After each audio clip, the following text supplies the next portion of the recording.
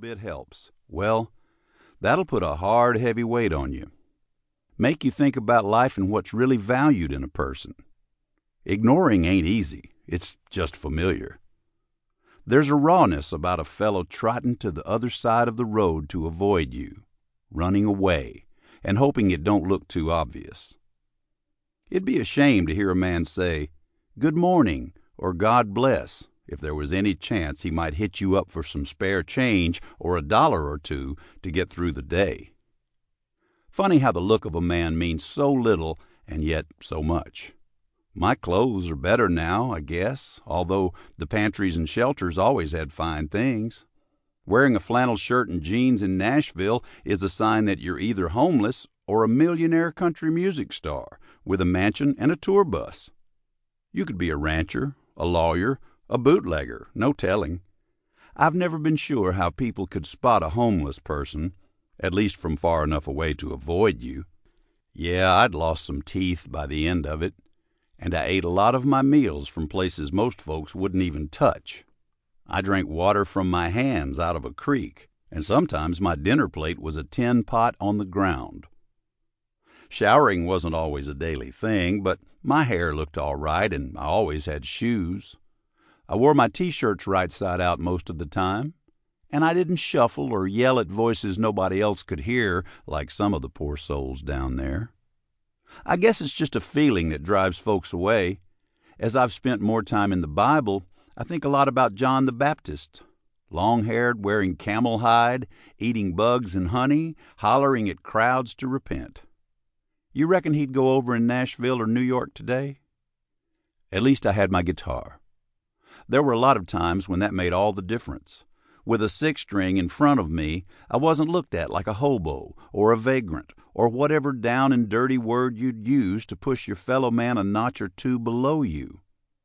I was an attraction, a street artist. I was bohemian, I heard more than once.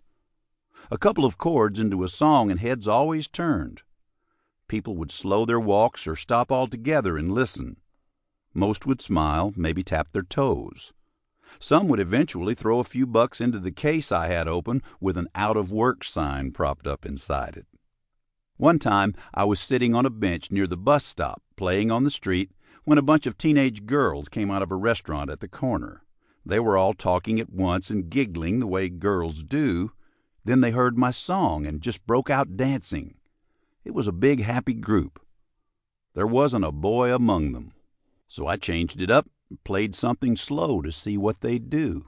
Well, they paired up and swayed to the beat without missing a step. A couple of them put together a little waltz, which was funny since I wasn't playing anything near that kind of music. When one of the moms came out, I told her how beautiful that scene was. The happiness of those girls, the innocence of them. It was hard not to see it without smiling. I told that mom how she should enjoy this time. She smiled and nodded, assuming nothing bad out of me, nothing at all. Without my guitar, that wouldn't have been the case. Put that thing away, and I was worse than invisible. I was contagious. When it was just me with my hands in my pockets, people steered clear. A buddy of mine named John from the streets in East Nashville puts old road maps in the windows of his Ford pickup so he can get some sleep during the day. John's rich in the homeless world because he has a vehicle and can get to a job so long as there's gas. He still eats out of dumpsters some, and he struggles with addiction and with losing time and has trouble with memory like so many of us. But he doesn't play or sing, so he doesn't have a draw, nothing to connect him with people. Music did that for me. It's doing it still. I think about those days on the streets with my guitar when people cheer at my shows, when they buy my records in a country I couldn't have found on a map just a few years ago.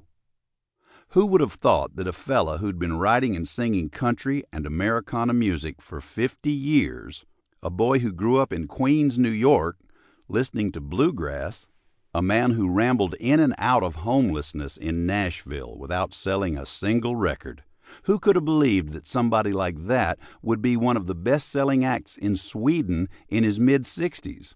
I never would have considered it, yet here we are. The word miracle gets a lot of work nowadays. Too much, I think. A tree limb falls a few inches.